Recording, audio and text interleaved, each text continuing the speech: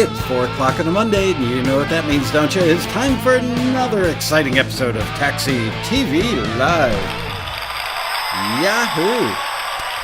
Welcome to the big show. Today, you guys are going to help me pick the panelists for the road rally, give me ideas for stuff that I might have overlooked that you want. It's going to be a cool show, so let's dig in and get going. Hello, everybody in the chat room. Hello, everybody watching who's not in the chat room. Wish you were in the chat room so that you could give your opinions today. So if you're not already, please jump in. Let's see. I want to make sure I am, in fact, broadcasting. That's always a good thing. There I am. Okay. There they are. Sherry, haven't seen you in a while. Good to see you back. No guilt whatsoever.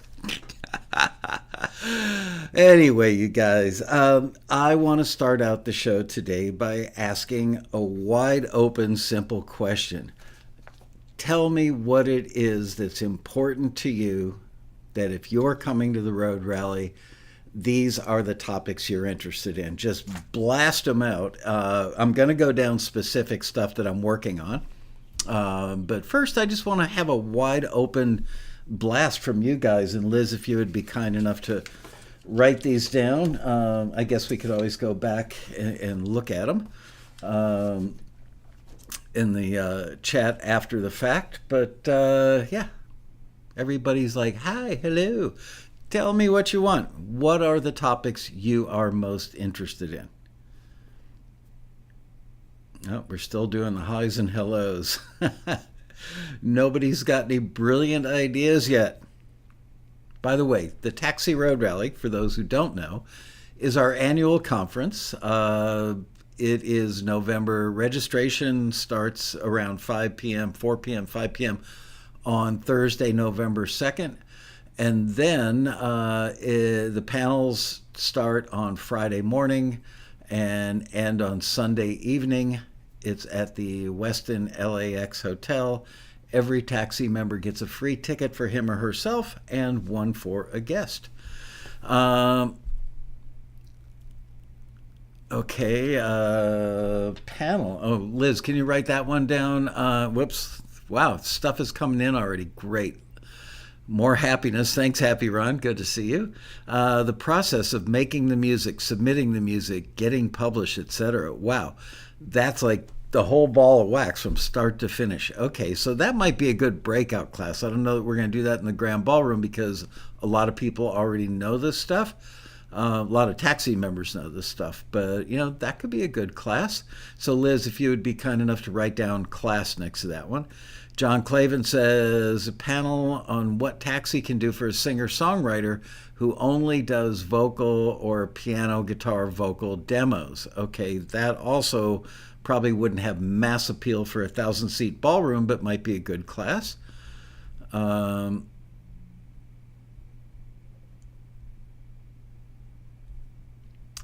Whoops, where to go?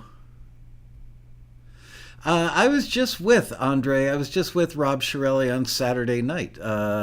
He and I and his son, every year Rob buys like 15 tickets to go to the Starlight Bowl in Burbank. It's kind of like a miniature Hollywood Bowl to see a very popular tribute band. The best, they say, the best Beatle tribute band out there called the Fab Four.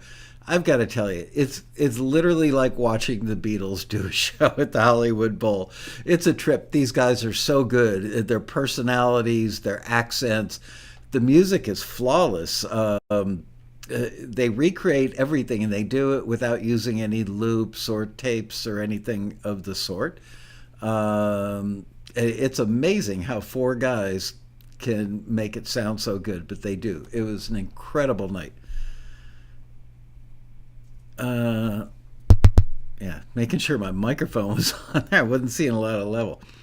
How to make virtual instruments sound real. Ooh, that's a good one. I've been talking to the folks at Ilio. Martin Tichy is a taxi member, and he's also the marketing guy for Ilio that does Vienna String Library. Maybe I could get them to do that. How to make virtual sound real. I like that. Congrats on your Virgin Road Rally, Greg. uh,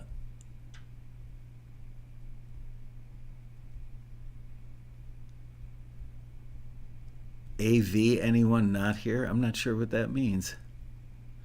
Anyway, yeah, I was with Shirelli, and we were talking tips and tricks mixing with Rob Shirelli. He and I were talking about the two of us kind of recreating what we've done on TAXITV, and he will be a guest coming up soon, by the way. And Rob said, well, I just did a panel at the NAMM show with a couple of gentlemen who I'm looking for the stuff right now. With a couple of guys who happened to write and produce for Adele and Lizzo, and they were great. Do you want me to see if I can get them to join me, meaning Shirelli, on stage at the Road Rally to talk about how those records are made? And I said, that'd be great. Can you talk to him this coming week, meaning today, tomorrow, Wednesday, and get a confirmation? This happens all the time. He said, no, man, guys like that, they won't confirm until like maybe a week before. I hear this all the time. Really big people that say, yeah, I'd love to do the Road Rally. Just check with me like a week before. So, of course, that means I can't build a schedule. That means I can't put their names, in the schedule to promote the rally. So it's very frustrating. It's harder than you would think. Robin Frederick will be there. Sherry Marcus Milano. I know Robin will be there. Scroll down, see if I can get it to do that without jumping. How to understand mixed genres and where they come from. I don't know about that one. Definitely not a ballroom thing, maybe a class. Hybrid recording, mixing plugins and real instruments. That could definitely be a class. Oh gosh, Liz, put down hybrid recording, mixing plugins and real instruments. Make the note Mihai Baloney, not like Oscar Mayer Baloney, but Baloni, I believe. I'd like to see a session on mixing and mastering in Logic Pro. So would I. I got to tell you, I spent the last few days drooling over the SSL, I think it's called the UF8, the control surface. SSL's got 3 products right now that I would love to buy to use with Logic. They kind of pretty accurately recreate the SSL experience, and that was I've probably spent more time on SSL consoles than any other, and there was a point in my life where I could operate one blindfolded. Just love that console, everything about it. My last console I had in New York was an SSL 6048E, I believe, and it sounded great. It worked wonderful.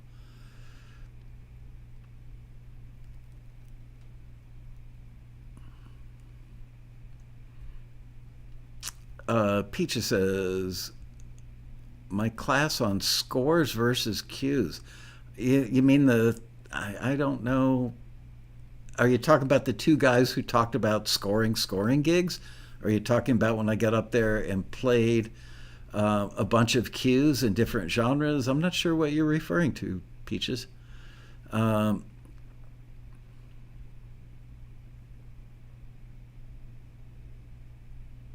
Marion, you're not coming? Every year I think, I'm finally going to meet Marion. I guess not this year either. What was Sherry's suggestion? Robin Frederick, right?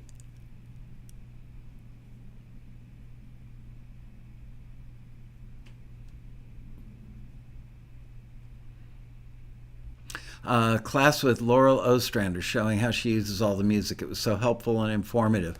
I'm going to address that issue in a few moments, but thank you. I'm glad you brought that up. Uh,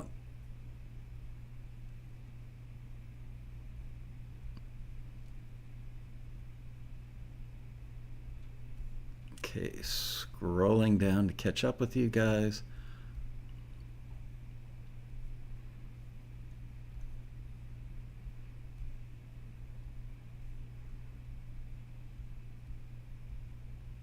All right, Rob Zaccaro, how to take a song idea that's dated and arrange it to be more contemporary sounding. That's a big issue for a lot of people. And I have a note to ask Robin Frederick, because this is the time of year when she and I always talk about what she's going to talk about. She's done a thing before on how to make your music sound more contemporary, but it's been a few years. I was thinking about this year, title for Robin would be Modernizing Your Songs. And maybe what we could do is have her do the first half hour where she plays some great examples of like what modern singer-songwriter sounds like, or modern pop versus older stuff, and then take some random music from the audience members and on the fly make suggestions on how to modernize it. So that's a possibility, Rob.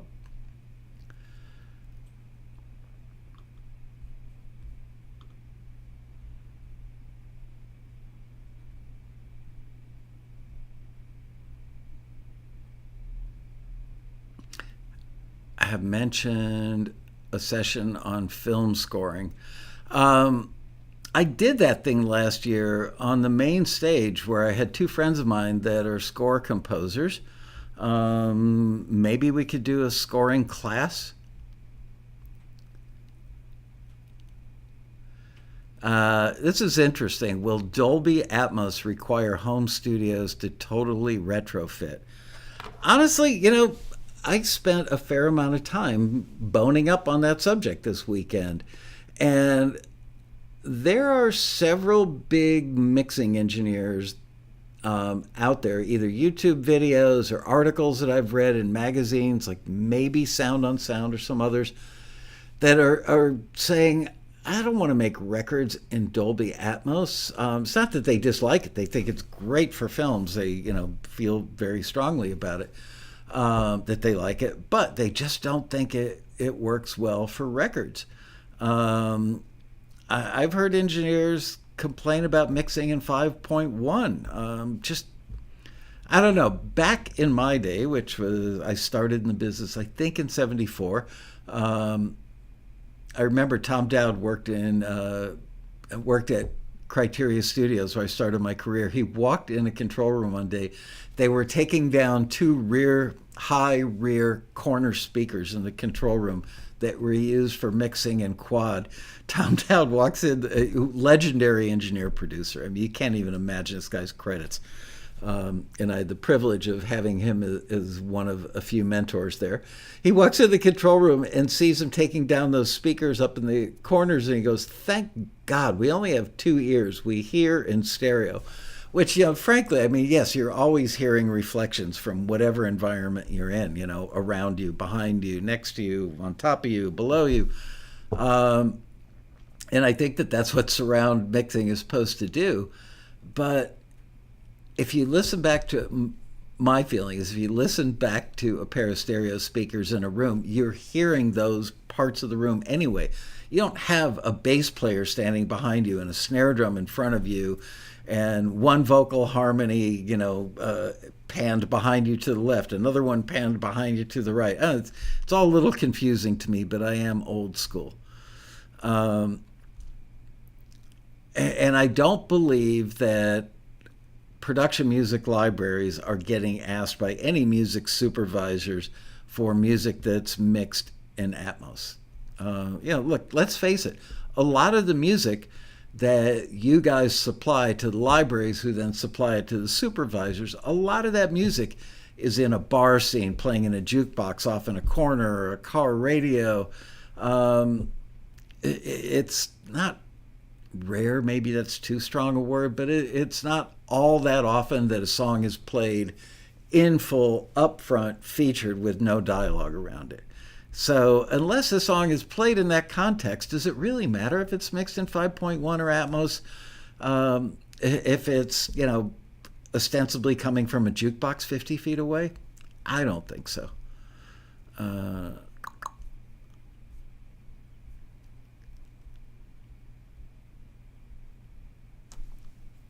Were the friends who did the film scoring members? I don't know. I honestly don't know, Marion.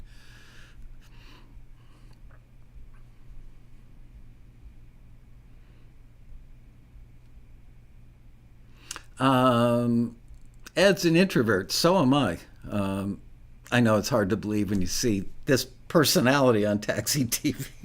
I am an introvert. I am truly an introvert. There's nothing I would rather do than sit on my couch and watch TV all by myself. Well, with my wife, obviously. But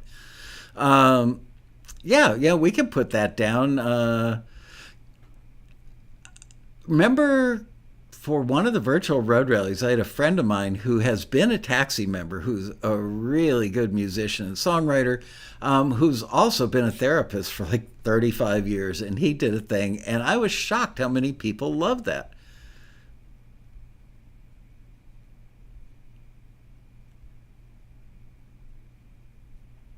Ooh, this is a good one. Could we have a successful member read a brand new listing live, go over the request details, then show us their method for getting started, such as picking a key, a tempo, and instrumentation? I love that. I think that's a great idea. I'll get my microphone a little closer here. Yes, I really like that idea, and I'm scanning my list to see if there's anybody doing something where they could incorporate that in what they're already doing.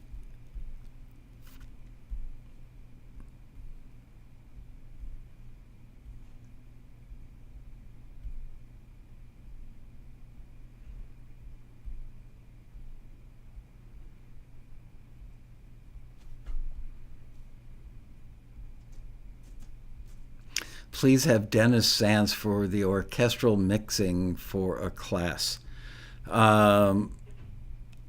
He lives in Santa Barbara, and he is pretty much a homebody. Last I talked to him, he was still really worried about COVID and literally like not leaving his house or his studio. Did I repeat his class last year during one of the sequels? Because they spent a small fortune hiring camera crews and editors and stuff for the classes that he did, and then gave me an edited version of it to play for a sequel, which I thought was incredibly good. Ooh, low airplane going over there. I'll see if maybe Dennis wants to do a live Q&A for a sequel. Making a note about that.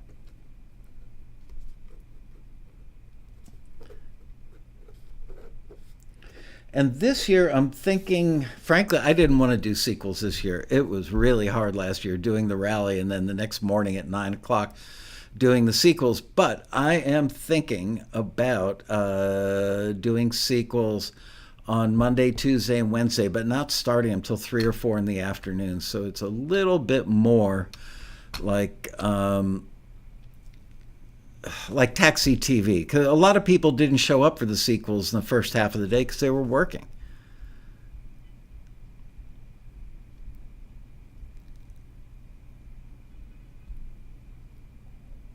It's still your day, Michael. I'm not sure what that means. Are you talking to me, Michael?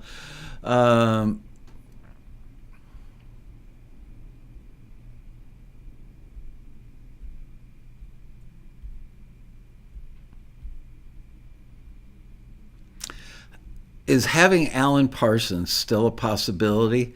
You know, last year he was like, I'm in, I'm out, I'm in, I'm out. And then he had some minor surgery, which meant that he was out. I thought about reaching out to him for this year. I've certainly followed his career. When I tell you about some of the stuff where I've already asked people, you'll go, woo. Yeah, maybe you should find out if that's happening. This is always the hard part, is while you're waiting for certain people to confirm, other people don't. And so you can't ask other people till you know somebody else is not going to, because you can't have two or three of the same thing. So it's really a juggling act. That's why we don't publish a schedule until a couple weeks before, because it's that hard to get things locked down. How to make 15, 30, and 60-second edits. That's a great one. I love that. Liz, please put that one down. Put a star next to it.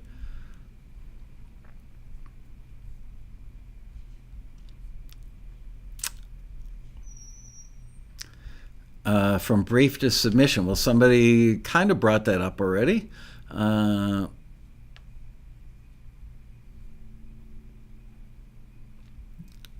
Where is the broadcast? Are you not seeing me, Libby? The problem with doing brief to submission is,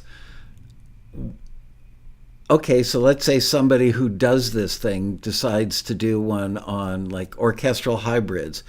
There's so much about that that's different from somebody doing a love song. So we have to think about that, and getting the same person to do a couple of them, not so easy. I'm looking over the camera because I'm trying to read what my air conditioner said. At this time of day in the summer, it gets really warm in here, even with the air on. Yes, you're going to get virtual content again, 2 or 3 days from like 3 o'clock in the afternoon, probably until around 7 p.m.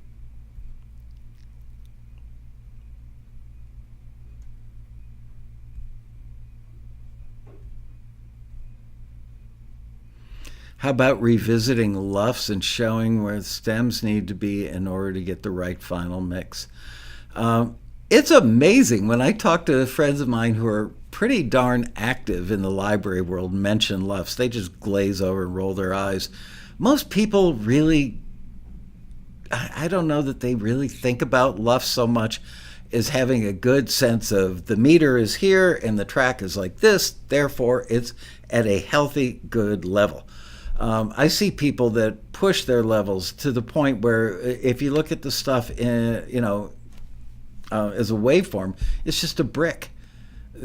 So that's actually a bad thing in my opinion. Reason being that when an editor is auditioning stuff and they look at waveforms, they look for stuff because they can see by looking at a waveform how a cue is laid out, and if they're good edit points, and if it tends to get bigger as it moves forward, all those sorts of things.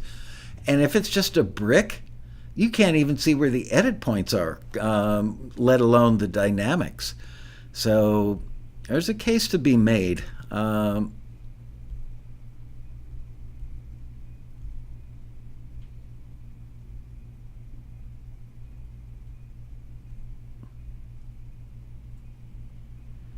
Greg Carroza, presentation or a panel on why make music for sync? Maybe. Because it's the most realistic way to make money if you're a musician these days. I got to tell you, I made a note here. I'm going to read some of my notes, but I'm enjoying the fact that I'm getting really good information from you guys. Mention how hard it is to not use panelists that I know are great just because. So every year I have a dilemma, and only somebody who does the same convention or conference year after year would know what I'm talking about. But there are some people who are just great on a stage.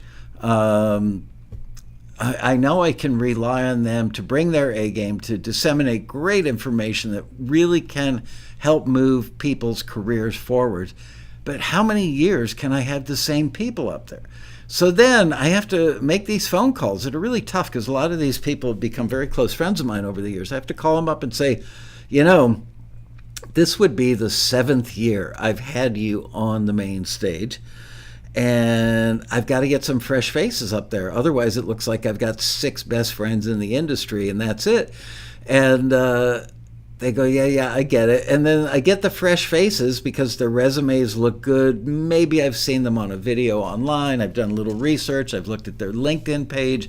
I know people that know them. In some cases, I know people who say, oh, yeah, he was on stage at the Ask Cap Expo in 2017. It was great.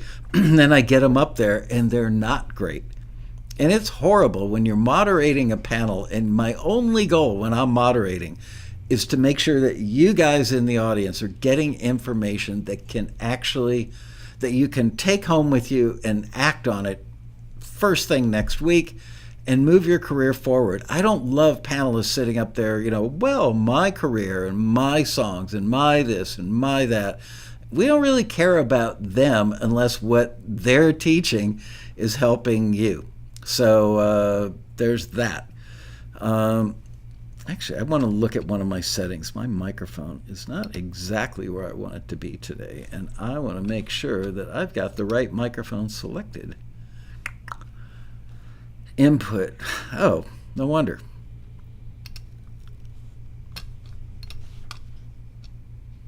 There we go. I was on the wrong microphone. Does it sound any different or better now? I was using my MacBook Pro microphone because I had to do a couple of Zooms over the weekend, and I hadn't changed yet back to my USB mic. So there you go. Here, I'm going to crank it up even a little bit more. There we go. Now we should have plenty of healthy level. All right. That makes an engineer smile.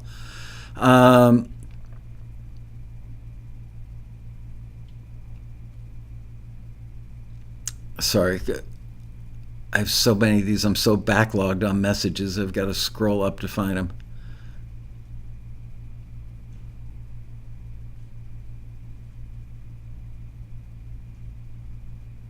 Yeah, not a lot of likes for today's show. Come on. 33 likes? Okay, 34 likes. Let's have 64 likes. How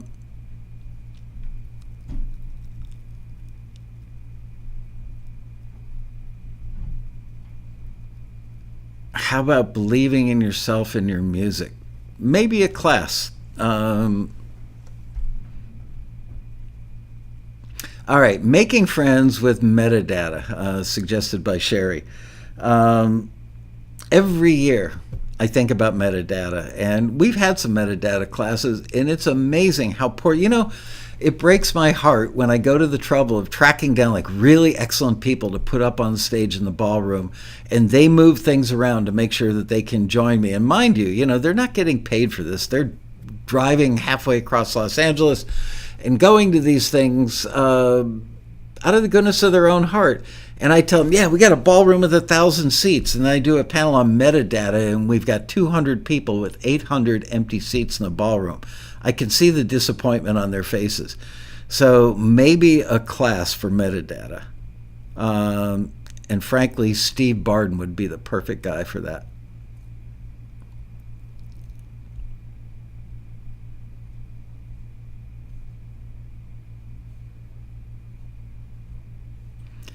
Believing in yourself and your music. Ken, have you read Stephen Pressfield's books? You need to.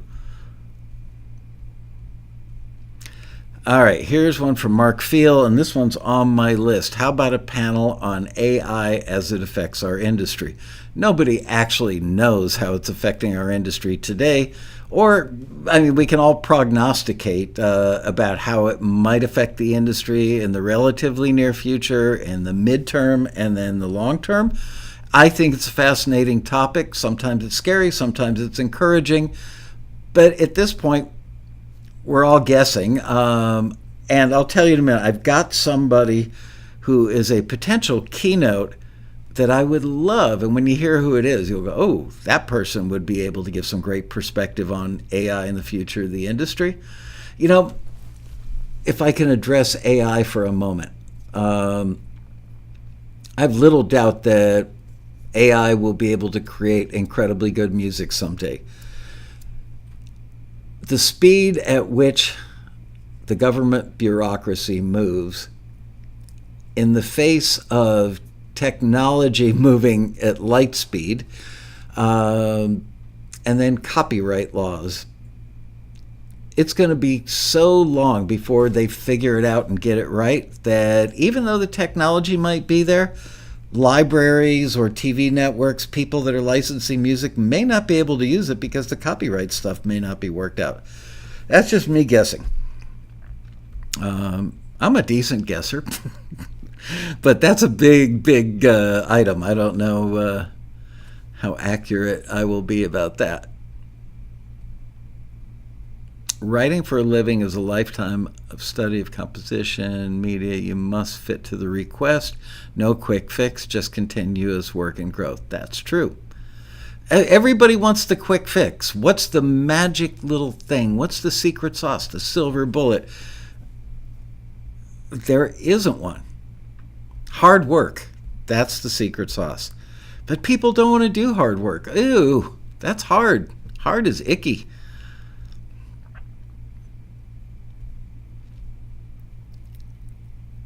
Is Michael Lloyd going to be there this year? Yes, I just talked to him on Thursday of last week. You know, Michael Lloyd and Rob Shirelli and I and our wives would go out for dinner 3, 4, 5 times a year, maybe 4 in a good year, 2 typically. And because of COVID, Rob and I and Michael haven't seen each other in forever. So we just talked the other day and we made a promise to each other that we're going to get our act together and go out to dinner. Scheduling, this is from Ed, scheduling your music production time and making submission deadlines include creating more tracks than requested since they may ask for more right away. Set yourself up for success. Do not miss this month's Taxi newsletter, which should be out in about 3 days, I believe.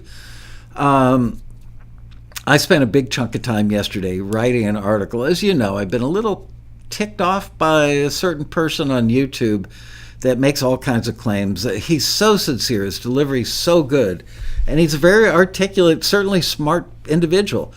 But he says stuff, he infers that it's Taxi without actually saying the name, and it really upsets me because he's just flat out lying, and he knows he's lying.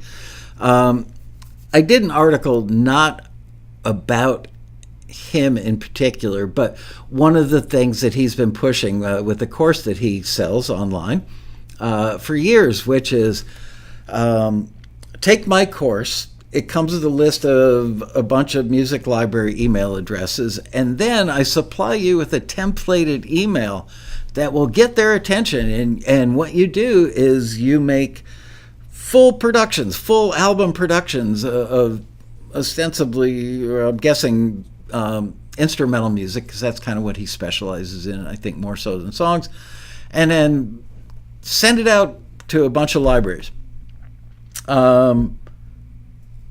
I've thought to myself numerous times, there's so many Taxi members whose stuff I see in our success stories, part of our website, which is updated every month.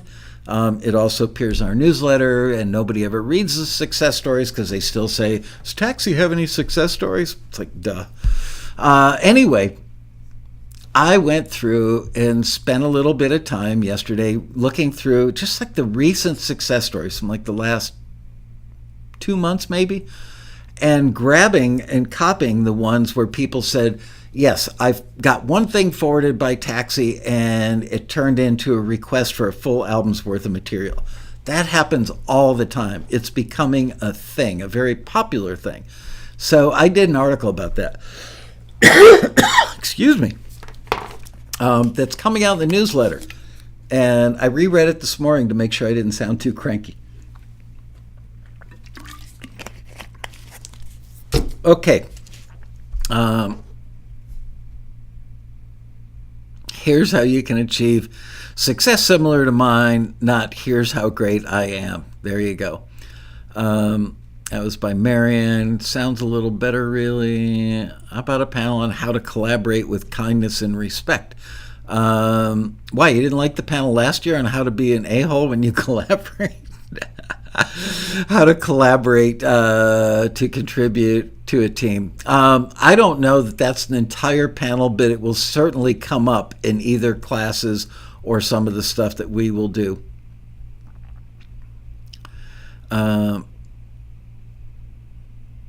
Yeah, I'm not going to say. I see people mentioning in the chat, trying to guess who it was that I'm talking about. I'm not going to say. All I can say is he's very sincere and he's very articulate. I actually called him and left him a voicemail and sent him an email several years ago. I was going to invite him to be on stage with me at the Road Rally, and he ghosted me. Success story. I met a library at a Road Rally last year and have done 31 vocal songs for that library since. Go to the Road Rally. Thank you, Greg Carrozza, for saying that. That's the other thing that I saw when I was, every month I look at the success stories. Sometimes we have to sort, they're not all written. Let's just say all people aren't great writers, okay? The information's in there. The syntax, maybe not so good sometimes. So I go through, and lately I've been using ChatGPT to help me with that task. And I've got to say, as long as you're working with ChatGPT and not relying solely on it, it's a very valuable tool, and it's absolutely been helping me get that job done in a couple of hours, something that used to take me 4 or 5 hours. So it's really helpful. Taking the high road, I have on occasion. Hold on, what did Carrozza say? Anyway, so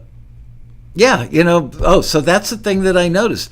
Not only did a lot of people get an offer or request to do a full album for a library because they made a submission, so many people met a library they're working with now because that library owner was a mentor at the Taxi Road Rally, or that library owner was one of the mentors that circulated to their table at the Eat and Greet luncheon.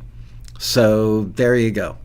Carrozza, thanks for saying that, man. He could not be more right about that. It's like, I'm estimating this is a shoot from the hip, but I would guesstimate that 40, maybe even 50% of all the deals that Taxi members get now result from them showing up and going to the Road Rally and meeting people at the bar, at the Eat and Greet luncheon, after a panel by the stage. Please don't take my CD, take my CD. It's got every genre in the world on it, and I'm awesome. Please don't do that. Marion dreamed last night, library owner listened to one of her songs and signed it. I don't want to tell you what I dreamed about last night. It would scare you, Marion. I was watching some true crime stuff before I went to bed. By the way, I went to see, a new Taylor Sheridan TV show has just hit Paramount Plus, which you get through Apple TV in some weird way I don't even understand. And Taylor Sheridan is the guy that writes and produces Yellowstone, 1923, 1883, all great TV shows. And the new show is called Special Ops: Lioness. And it's about a couple of very tough ladies who are in the military wing of the CIA. And the first 2 episodes, which are the only 2 that have dropped so far, really promising, looks to be a great series.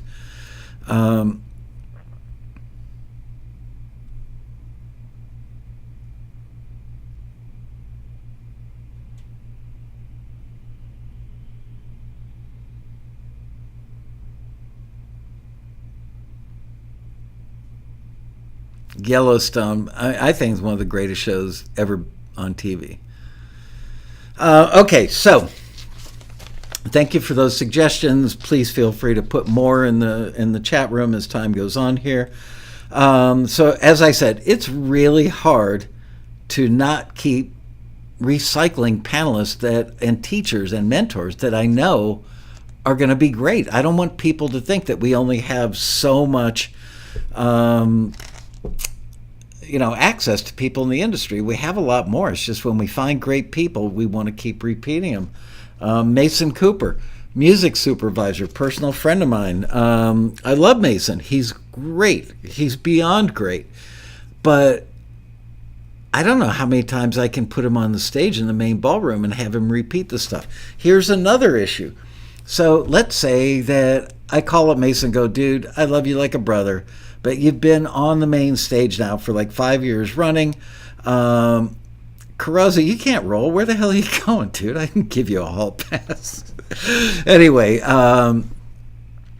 if I put Mason in a class, we'll have 300 people that will show up in his room because they're all hoping that they can hand him a CD or a thumb drive or a business card or something at the end of the class.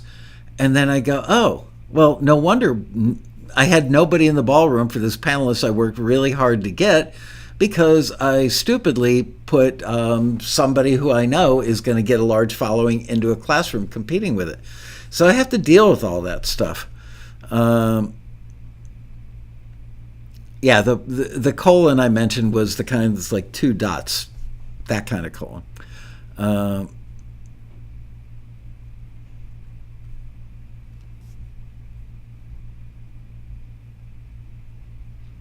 Sherry says, Marcus and I would not be doing the volume of work we do had we not made those connections to the road rally that we turned into real relationships.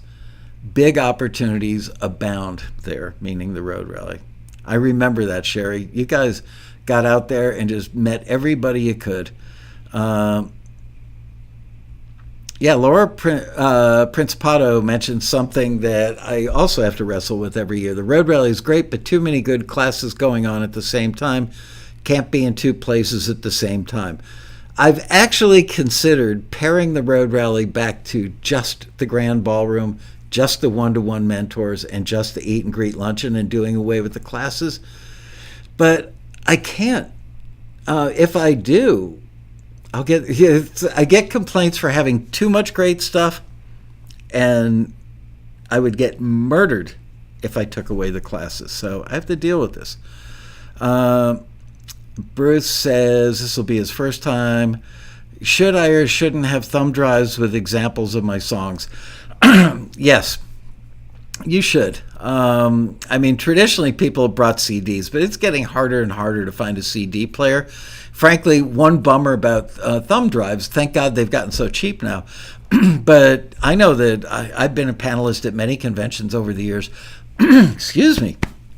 And I take a thumb drive and pop it into my laptop when I get back to my room at the conference at night. Listen, and if I don't hear something good pretty quickly, I'll eventually erase that thumb drive and use it for something personal. So you're basically giving a free thumb drive to somebody. But that's okay. They've gotten really, really cheap. I can't believe now you can buy like, a terabyte thumb drive for not a whole lot of money.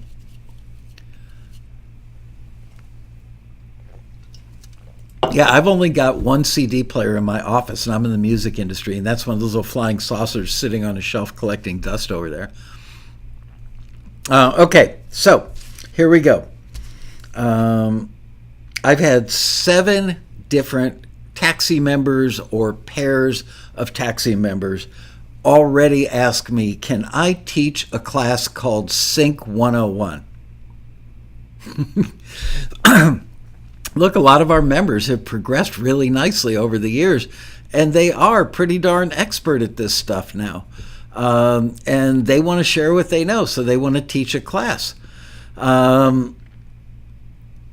I've got 7 people so far, and trust me, I will be getting these requests up until like 3 days before the rally. We literally get people that will call just days before the rally saying, I'd like to teach a class at your event. I guess they don't know what advanced planning is, or, making a schedule, all that stuff.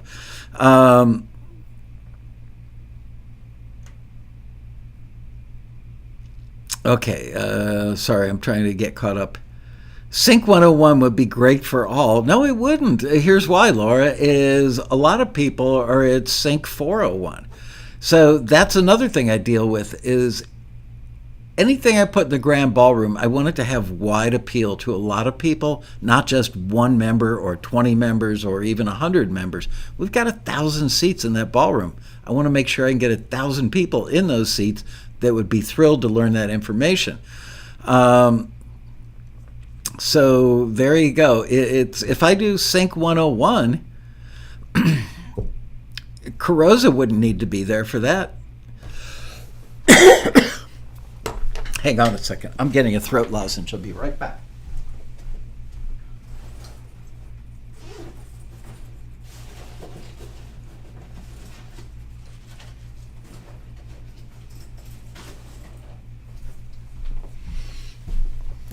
I've had a ticklish throat all day, or tickly throat, so I brought a throat lozenge. So pardon me for doing the rest of the show with a lozenge in my mouth.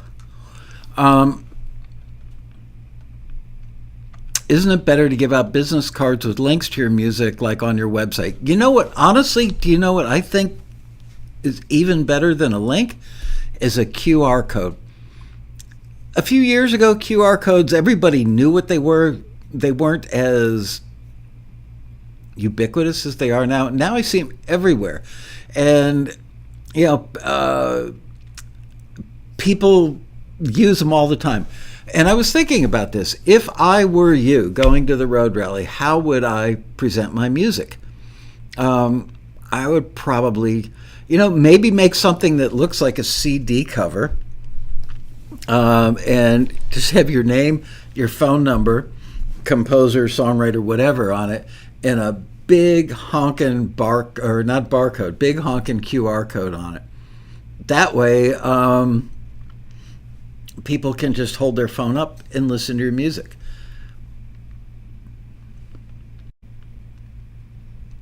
Martin Gravel remembers the M&M story. I was just telling somebody how I almost died from a peanut M&M in a hotel room once. Can we have more breakouts with song reviews? We've got the one-to-one mentors. We've got the drive-bys at night. We've got at least 2 or 3 panels in the upstairs ballroom where we do song reviews. And then we do about 3 panels in the grand ballroom. We do a lot of song reviews. Hey, throat lozenges can be lifesavers. That was a pun, right?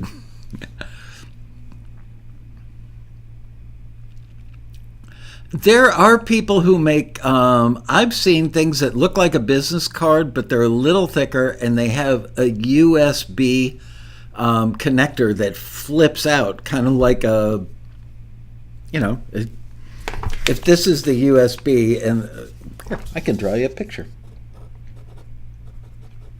So let's say this is the business card. There's a USB that flips out and you can plug it in and listen. Those do exist.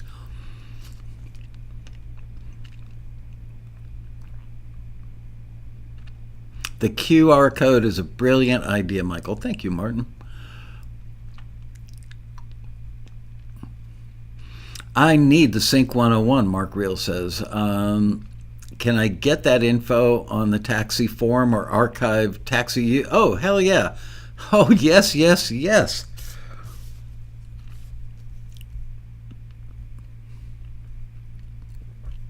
Okay, so all right.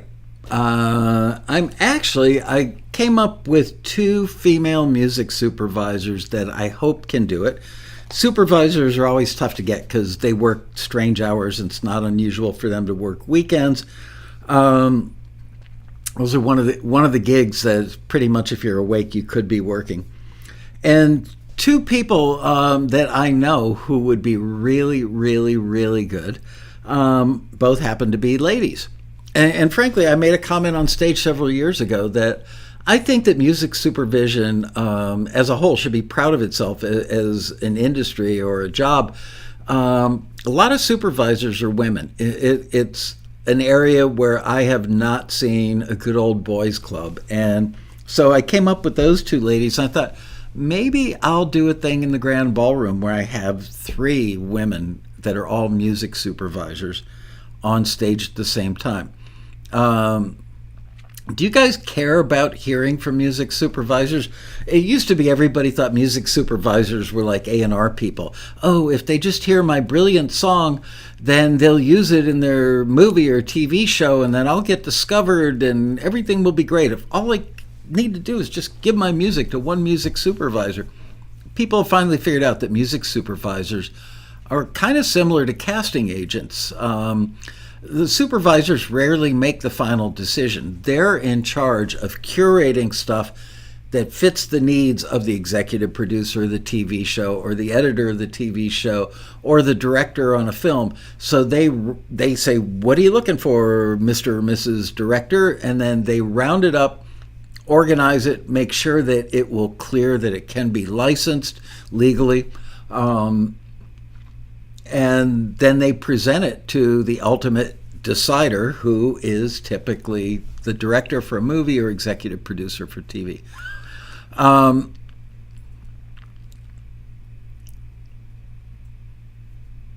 Yeah, so I'm thinking about having those three ladies, two of whom I know, to see if they will do it.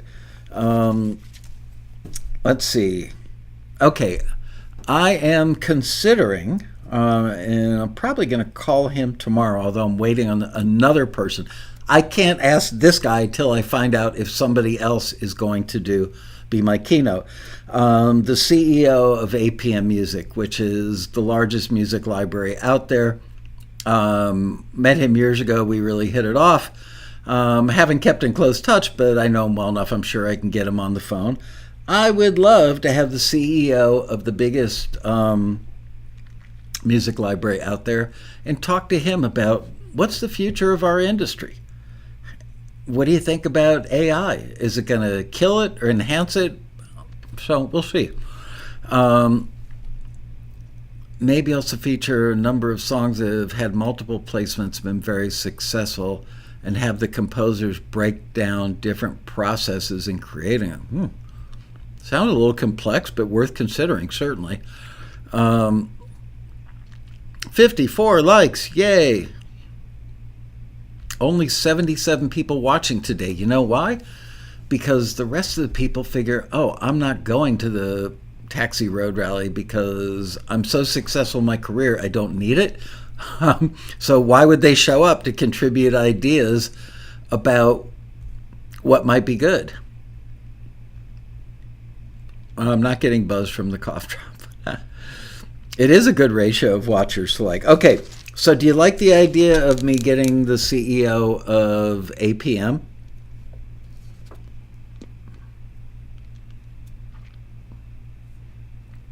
And then underneath that, I had AI panel, which I might do a panel on AI and get like a couple of chip head type people, techie people, and a couple library owners, and possibly even a film director or executive producer. I'm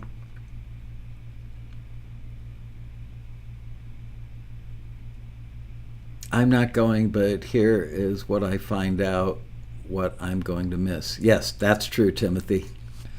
Honestly, unless you have a wedding or a funeral to go to, or you have some physical limitation, beg, borrow, or steal to get to the road rally. It changes lives. It's not an exaggeration. And if you're thinking, oh, well, it changes 10% of the people's lives, it is life-changing for virtually everybody that goes. It's an amazing event that if you seriously want to be in the real music industry, the road rally is the place you need to be.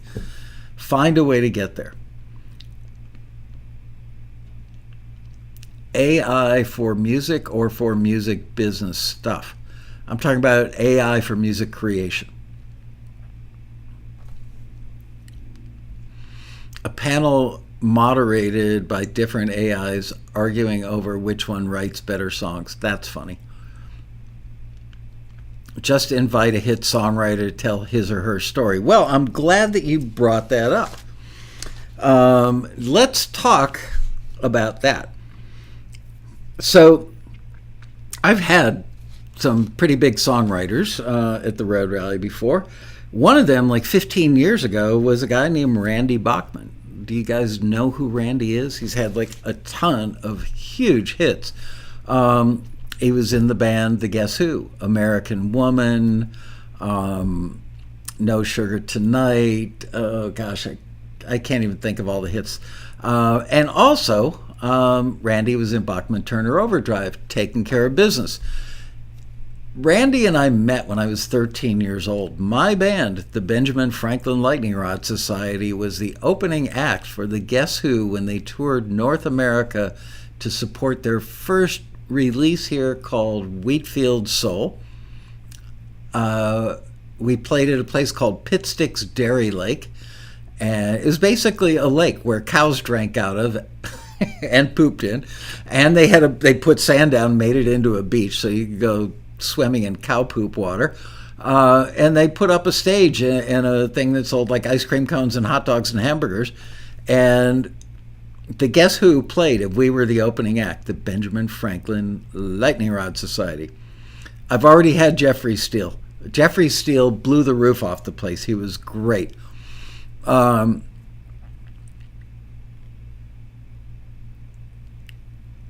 He just played in Okiboji. I don't know where that is. Anyway, Randy Bachman reached out to me about a month ago, sent me an email. He's been a Taxi member off and on for many years, and he still actively pursues writing hit songs. The guy's work ethic is mind-blowing. And I've actually been to his house and played around in his studio and all kinds of stuff. Excuse me. And he and I shared a very close friend who unfortunately passed away about 5 years ago, Ralph Murphy. He was like equally close to both of us. So Randy and I have that in common as well. Randy emailed me and said, hey, you want me to do the road rally? So on Friday, I was looking at Randy's tour schedule. It turns out he's doing a show on Thursday night, November 2nd, 2.9 miles away from the hotel that the road rally will be at. So I emailed him and said, yo, Randy, is Lasco. Yes, I would love to have you at the road rally. You're going to be 2.9 miles away. So I'm thinking he can finish that show up Thursday night, come and stay at the Westin, and then I could put him on stage as my keynote. But I've already sent a proposal to FINNEAS. You know who FINNEAS is? FINNEAS as in the brother of Billie Eilish. A very close friend of mine, like really, really close friend of mine, handles the philanthropic investments for major sports figures and rock stars and whatever, famous actresses, actors. So I have invited FINNEAS because he makes records in a bedroom studio, famously makes records in a bedroom studio. So what do? It's like FINNEAS got the proposal about a week ago. But, you know, a lot of times people at that level, they will literally say to me, can I let you know a week before the event? No, I need to know now. I need people to know who they're going to see if they come to the road rally. So I have a situation. It's like Randy's going to be 2.9 miles away the night before. It'd be perfect to slot him in for a 9 a.m. keynote, right? FINNEAS would be amazing, right? So what if FINNEAS says yes after I've booked Randy? Well, I have to think about that. And one of the solutions I came, book them both. Well, yeah, and flip a coin. No, can't do that. So I thought, why don't I, if Randy says yes to the keynote, I could bring FINNEAS in at 5:30 in the afternoon, and we do what I did with Ken Collay, who produced Fleetwood Mac's Rumors and many other great stuff. Get Randy to do another topic. Well, they would probably both be doing different topics anyway. But so maybe I'll do that. If FINNEAS says yes, and again, I know when even though I've got great connections with him, a great connection with him, I might not hear back for a month. And you can't, like, I can't impose on my friend who works closely with them to say, can you follow up? Can you follow up? Can you push him a little bit? Can you nudge him? I just have to sit back and wait for him to go, yeah, I think I'll do it.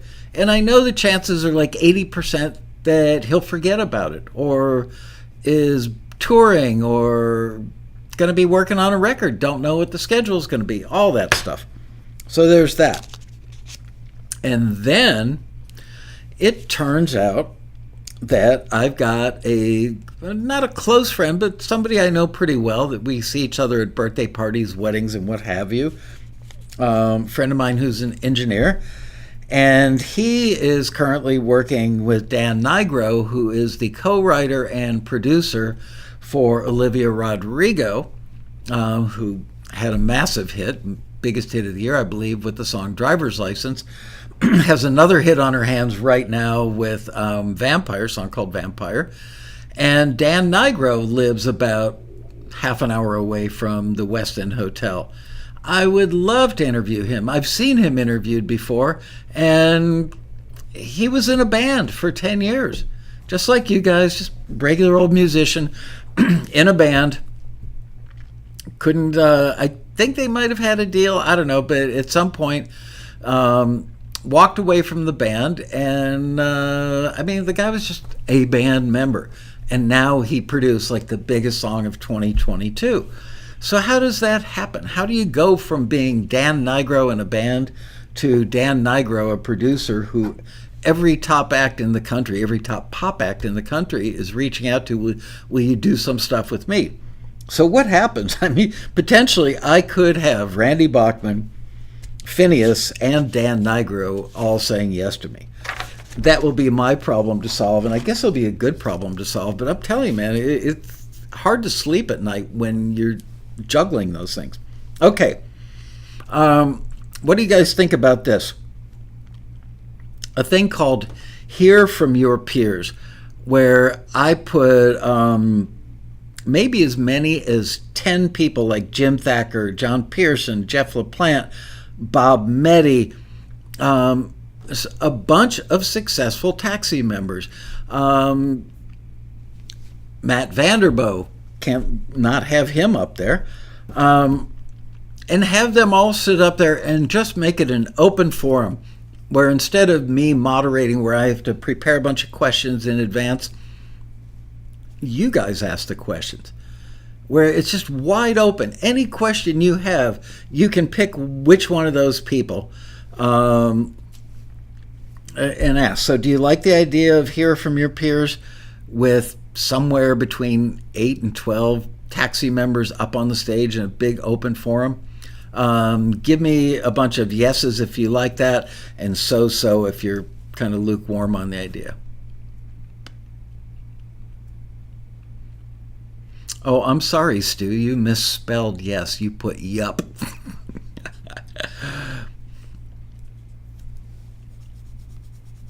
Levi, how are you? Twice in one day, dude. Okay, so that got a little love. All right, now, my next thing is I got a really nice letter from an email from a Taxi member a few months ago, who I think was responding to my episode where I was taking that other guy who's in our space on YouTube, taking him to task for just flat out lying, inferring some stuff was about Taxi and flat out lying, all for his own benefit to sell his course. And this Taxi member sent me a really nice email saying, man, you know, hold your head high. It sucks to be you, but just want to let you know that there are a bunch of us out there that actually really appreciate what you do. And I thought, oh, that's sweet. So I picked up the phone. I called this guy. Turns out he lives like 25 minutes away from the Taxi office. We were chatting on the phone, and he has this huge personality. Love this guy. I mean, I'm not intimidated by his personality, but like stupefied. It's like, wow, I want one of those. I mean, he is the opposite of me, you know, because I am pretty introverted. This guy just has this huge personality. Turns out he's a composer, and he is also, along with his wife, the executive producer of a bunch of true crime shows and documentaries that many of us have seen. He and his wife started the company when they were fresh out of college with a single 16 millimeter film camera. And so I said, you know what? Why don't we go to dinner? So we did. We went to like a Korean or Japanese barbecue place. We have a little grill on the table, and you sit there and throw little slabs of meat on there, cook your own food while you eat. The two of us hit it off big time. Really just had a great time. About a month later, we went out again for our second date. It went equally as well. We really had a blast with each other. And it was at that one where I said to him, I need to get you on stage at the road rally. And he's like, yeah, whatever. Then we went on a third date along with his wife. And she actually told him in the car on the way home, I approve of your boyfriend, meaning me.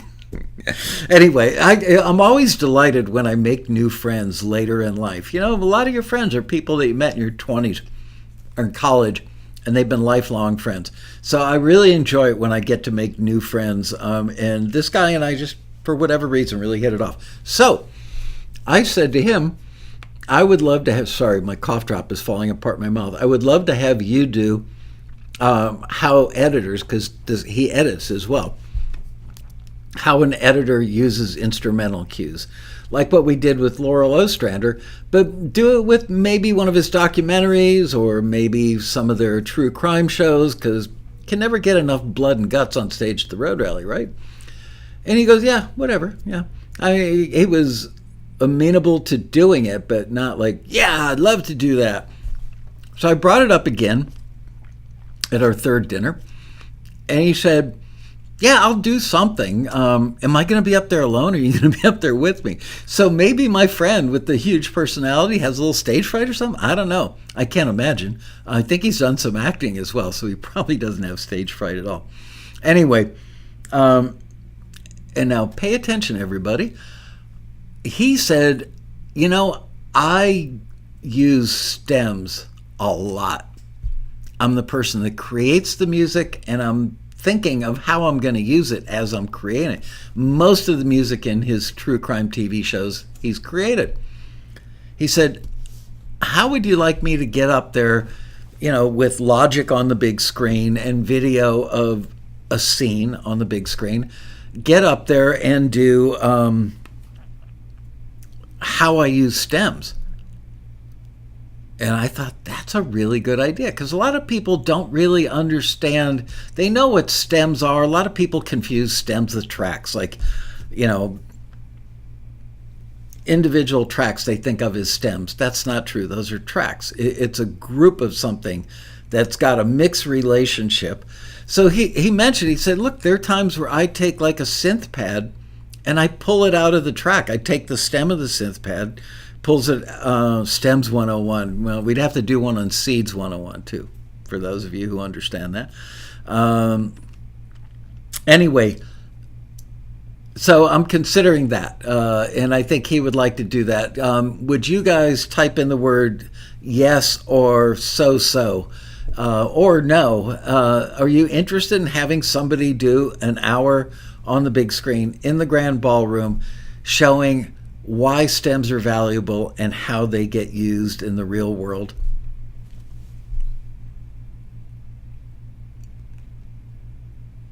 Yes, stems are like groups of tracks.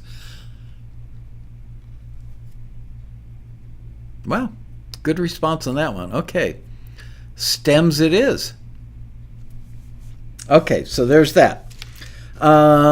Next item up is, how would you guys like to learn about sonic branding? I'm always trying to come up with other ways that you can make money with your music in your home studio. And sonic branding, most people don't know exactly what sonic branding is. I happen to know somebody who's quite expert that we could put on stage. Sonic branding could be 4 or 5 notes that go along with a company's logo in a commercial. You know, remember, boom, boom, boom, NBC for years and years. That is a form of sonic branding. It's much more complicated than even I thought. And I reached out to this lady and she said yes. So I'm going to have her as a guest on TAXITV, I believe, August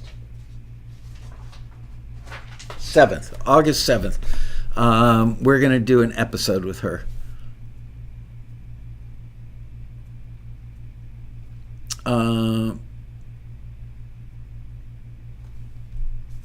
Okay, so do you like sonic branding?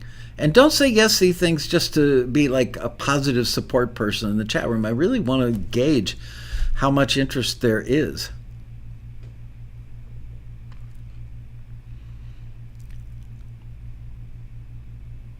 I don't think Apple ever had a Sonic logo, but it's not just, for logos.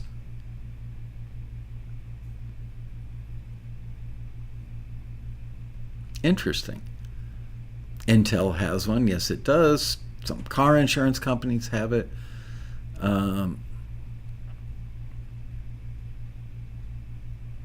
Yeah, so I'm trying to determine, is that a class with 75 people, or is that something I put in the ballroom and hope that I get 1,000 people in there?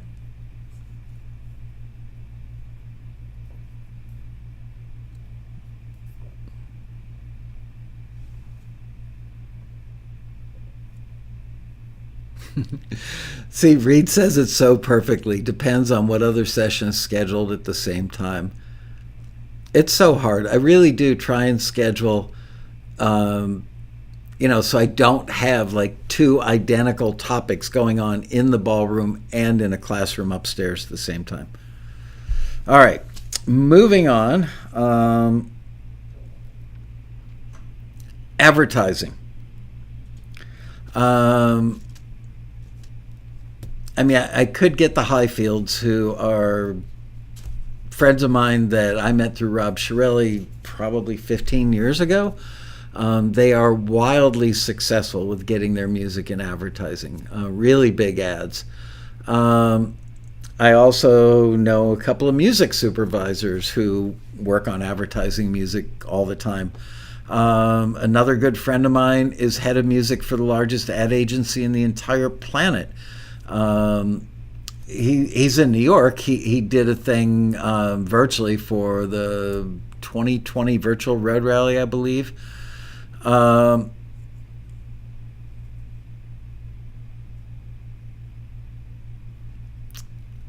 Free beer. There you go. Good suggestion, Crash. What was a great session? We've done many sessions, the ones with the Highfields. So then the question is, do I put the Highfields, Nate and Kaylee up there, who are about to have a baby literally any minute, I believe? Do I have them get up there with Rob and they do their own thing? Do I moderate the three of them? Do I create a panel where I've got the Highfields and Shirelli and a friend of mine from a big ad agency and a music supervisor up there? I don't know. These are the kinds of things I have to think about. They were great with Rob. Yes, they were. The four of us were hanging out on 4th of July. So very recently. Okay, here's one that I'm excited about. I hope you guys like this too. And I'm thinking about getting about 4 or 5 music library owners, and the topic would be, on a panel in the Grand Ballroom, the most requested genres for sync. Ta-da! The most requested genres, because I get that question all the time. What are the most requested genres? Because people think, well, I'll just find out what those are. I'll make only that kind of music, and I will get tons of placements. It's not idiotic to think that there's something to that. And I could have each of the library owners play great examples of the most requested genres in their library. And remember, one library may get, like, see, Laura Principato said EDM. Well, yeah, that library may work on, have a bunch of clients that are current TV shows that use EDM because it's a popular genre in the real world right now. Another library might do, I don't know, something like Counting Cars or one of the motorcycle shows, on History Channel or Discovery, and they don't use EDM. They would use like a lot of guitar-driven, kind of testosterone-driven guy rock stuff for a show like that. So it really depends on their clientele. If one library owner says yes, this is a very popular, often requested genre for my company, may not be the case for other companies. Anyway, do you guys like that idea?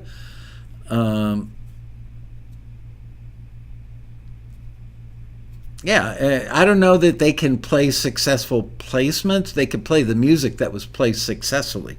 I don't know that they're all going to round up, 3-minute video clips of that stuff and get permission to play it in a public venue, blah, blah, blah, blah, blah.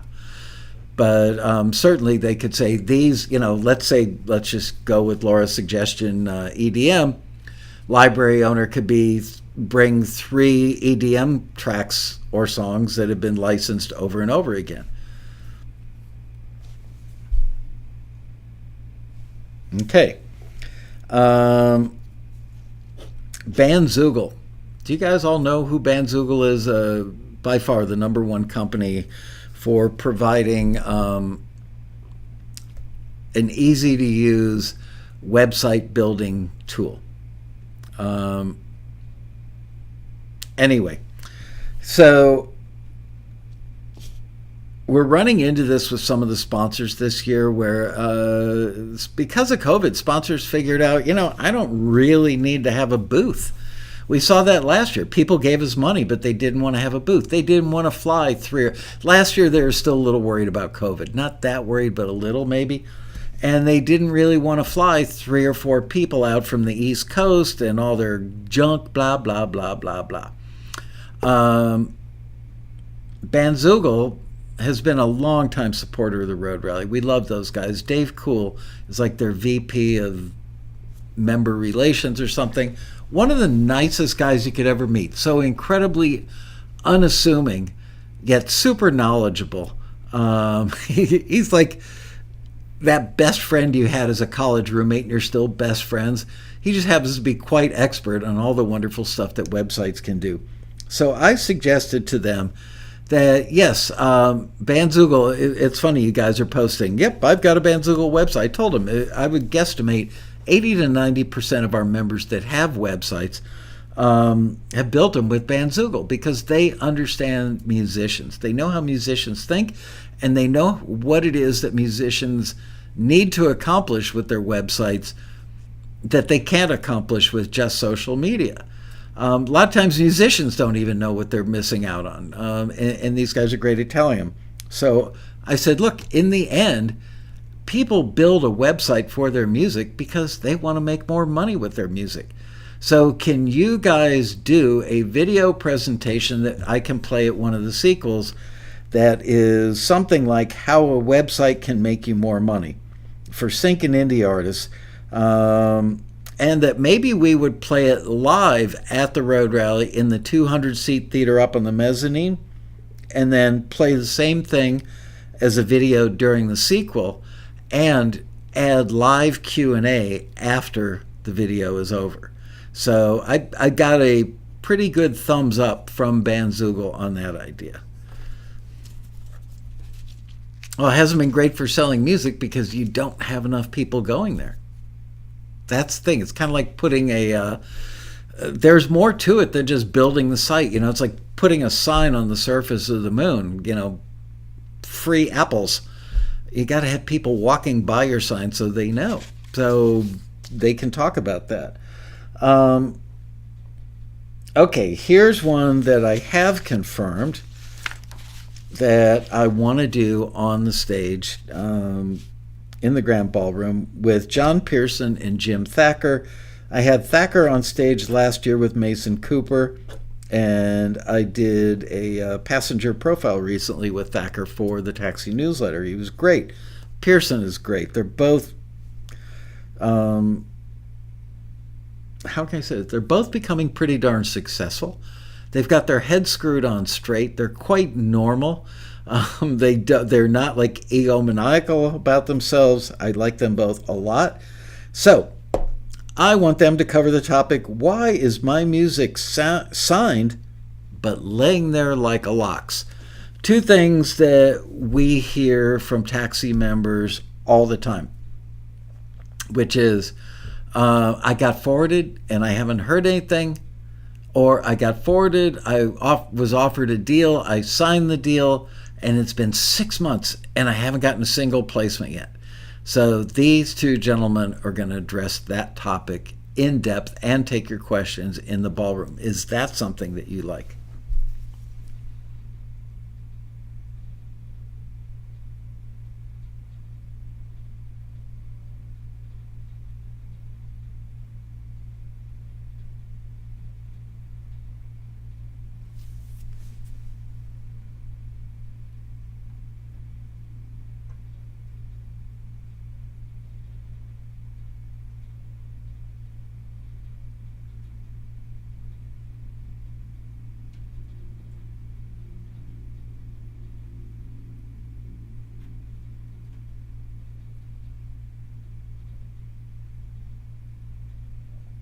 All right, so pretty positive response on that one as well.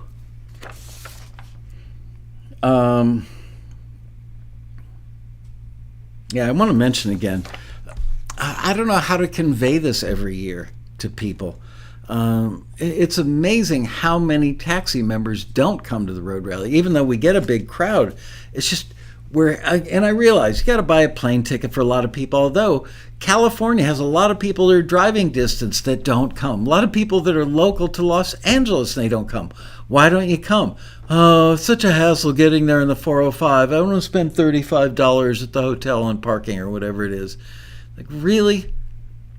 Somebody is putting the keys to the kingdom on a silver platter for you and putting it on your lap. And you're not coming to that because there might be traffic or parking is a little expensive? Really? Those people don't want to be successful. Those people just want to make music and want somebody else to go, you're a freaking genius. Your music should be everywhere in the world, and take care of everything for them while they sit at home patting themselves on the back going, look at all the money I'm making. I'm wonderful. That's a fantasy. That is a fantasy. The people who are in this chat room that have been successful taxi members, the people who will be on stage at the road rally who are successful taxi members, the taxi members making tens of thousands of dollars a year, the taxi members making hundreds of thousands of dollars a year, they all got that way because of their work ethic. And they met people at the road rally. They learned the right stuff to do at the road rally, all that stuff. So yeah, stay at home and watch TV and think, oh yeah, I should have gone to the road rally. That breaks my heart. Michael's staring pose makes him look as he's frozen. Amazing. Aw, thanks, Martin. All right. KJC9 Trader, driving here from Colorado. Now see, you will not regret it. Just trust me. Mike is the hardest working man in show business. No, that was James Brown. I've actually worked on a couple sessions with James Brown back in like 1975, I believe. Reed Geisland, coming from Japan. Yes. We have another member. Oh, God. What's his name? Amuro, who comes from Japan. And he's made so many great connections, and his English is about as good as my Japanese, which is not so good, kind of non-existent. Gestaland. Yeah, well, I'm going to have to practice that. Heidi, LA is scary to navigate for a small town suburb girl. I'm from Ottawa, frickin' Illinois. And you don't have to navigate LA. All you have to do is just get to the hotel, which is a free shuttle ride from the airport, I might add. It's a 5-minute ride from the airport on a free shuttle that says Westin on the top of it. You won't want to leave the hotel.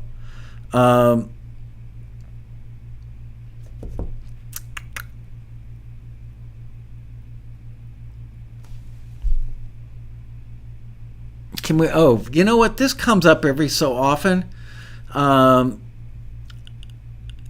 If somebody wants to, gosh, I don't know what to do. Can we figure out a matchmaking system to match taxi members up so they have one or more similar style music producers to go to the classes, ballrooms, etc., and not feel alone? You know what, Ed? That's what the registration line is for. We've thought about putting up bulletin boards. We would love to have a thing, like looking for a female vocalist, looking for a producer that builds great EDM tracks. If we put up a big physical bulletin board to do that, so many people would just take their propaganda, there's a better word for it, but their stuff, and just plaster it all over. Haven't you ever noticed tables at the road rally? People will drop like 25 of their business cards on there. Minero, yes, that's what I'm talking about. Minero, I love that man. I get the biggest smile from him. He gets on a plane, and he's not like 28 years old. I'm guessing he's in his 50s, and he flies all the way from Japan every year to come to the road rally. He is becoming wildly successful, and I believe that taxis had a lot to do with it. So hats off to Minero.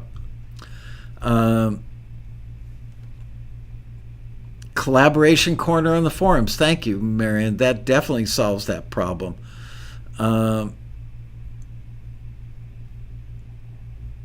Levi says, I'm from Iowa. It's easy to get to the hotel from LAX. It really is. Mark Field says, I didn't leave the hotel even one time last year. Yeah, the only time people leave the hotel is to go to, it's either a Chinese restaurant or Thai restaurant that's literally right next door. It's like 25 feet away from the hotel. You don't need a car. Yeah, you don't need a car. You don't need a taxi. Well, you need this taxi, but not a taxi.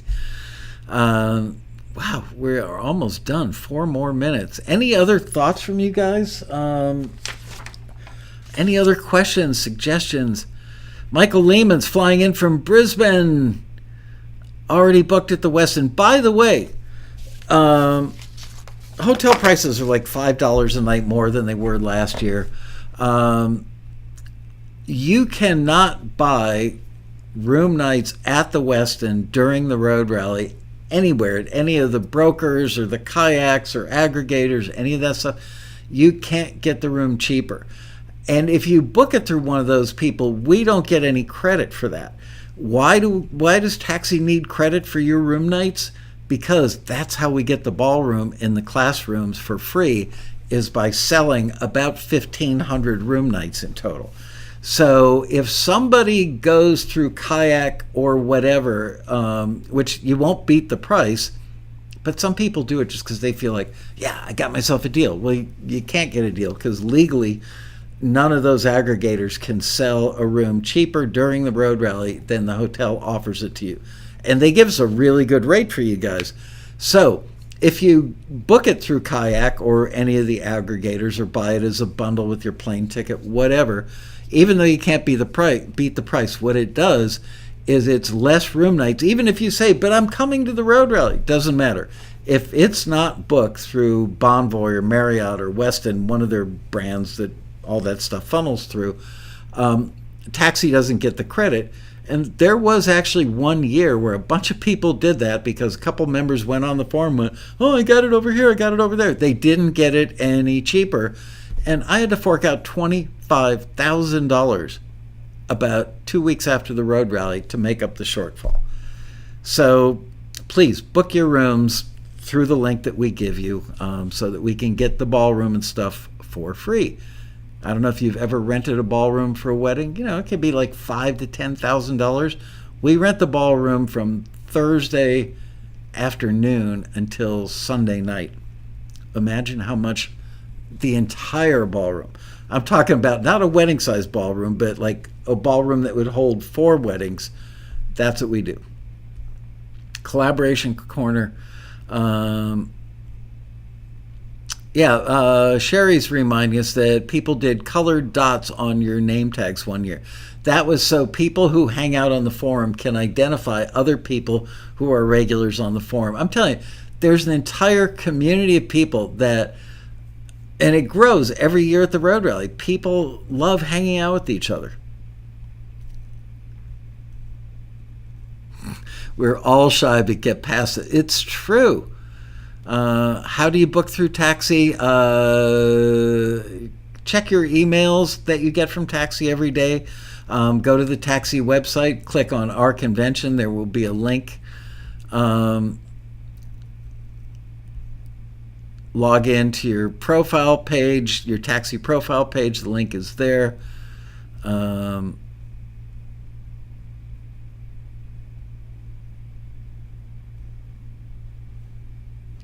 We'll book through Taxi this year. Thank you, Peaches. Really appreciate that, because I mean, we give this convention to you guys for free. I don't want to have to lay out money to pay for ballrooms that I could have gotten for free if you just booked your room with the link Taxi gives you.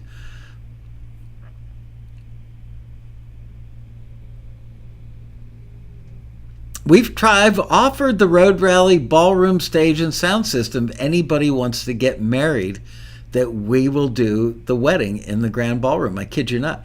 My daughter and son-in-law met at the Road Rally. My grandchildren would not exist if not for the Road Rally. I can think of 2 or 3 other people that have met at the Road Rally, ended up getting married. Anyway, I think that is it for now. Would you guys do me a favor? When you have ideas, other ideas after this show is over, could be tomorrow, could be in an hour, could be a week from now, go to the comments section under this video and drop your ideas in the comments section. I would really appreciate that. I am really in the thick of it right now and want to make this Road Rally the best ever. That's not marketing hype. That is my personal goal every year, is to just make people go, holy crap, I can't believe Taxi gives away something of this quality for free. The Road Rally is legendary because we work so hard to make it so. So please join us. Also, I want to let you know that next week I'm going to have the aforementioned John Pearson and Jim Thacker join me on TAXITV.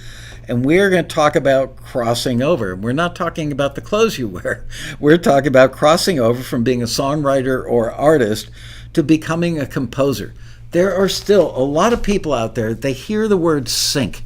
I want to be involved in sync. I want to get my music in film and TV. But they really don't know that the word composer doesn't always mean somebody with a baton and charted music sitting in a room full of orchestral players.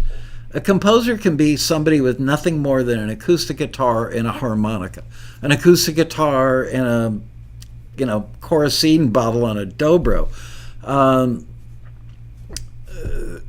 The word composer can mean many things. So both of these gentlemen, both Jim Thacker and John Pearson, were songwriters, and they have become composers. And they're going to tell you why they did it, how they did it, all that stuff. Gloria Covington, it took me a while, but I finally crossed over. There you go. All right, well, great to see you all. I will see you next week. Don't miss that show. And please make sure that you join us or that you drop your comments about any other ideas you have. I really appreciate suggestions from members, because so much of what Taxi has been suggested by you. With that, I bid you a fond farewell, and I will see you next week for another Taxi TV Live. Bye-bye.